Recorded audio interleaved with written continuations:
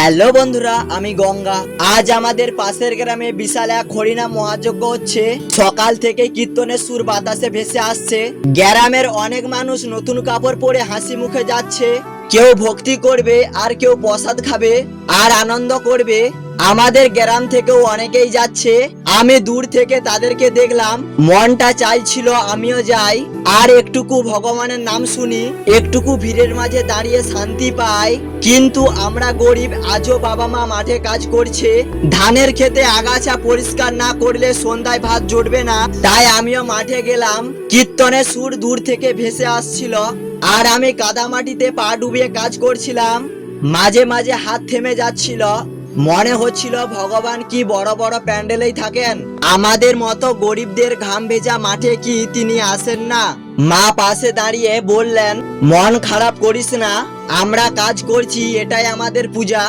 বাবা চুপচাপ কাজ করছিলেন, কিন্তু তার চোখেও যেন কষ্ট ছিল। সেই দিন বুঝলাম গরিব মানুষদের আনন্দ ও কষ্ট ভিতরে লুকিয়ে থাকে। আমরা হয়তো মহাযজ্ঞে যেতে পারিনি আর প্রসাদ খেতে পারিনি, কিন্তু আমাদের ঘাম, আমাদের পরিশ্রম, আমাদের সততা আর এগুলো তো এক ধরনের ভক্তি। হয়তো ভগবান মন্দিরের আলোয় নয়, মাঠে রোদে পুড়ে যাওয়া আমাদের হাতের মধ্যেই বাস করেন। আমরা যেতে পারিনি, কিন্তু মন থেকে ভগবানের নাম শুনছি, সেই নামটাই আমাদের শক্তি। সন্ধ্যায় যখন প্রসাদ নিয়ে সবাই ফিরছিল আর তাদের মুখে তৃপ্তি, আর আমরা ক্লান্ত শরীরে বাড়ি ফিরছিলাম আর হাঁড়িতে ছিল শুধু সাদা ভাত আর লবণ, সেই দিন মনে হলো আমরা যেন জীবনের বাইরে দাঁড়িয়ে আছি। আনন্দ আমাদের সামনে দিয়ে চলে যায়, কিন্তু আমাদের ছুঁয়ে দেখে না। তবুও আকাশের দিকে আস্তে করে তাকিয়ে বললাম, হে ভগবান, আমরা একবারও যেতে পারিনি, তুমি কি একবারও আমাদের দিকে ঘুরে তাকাবে না?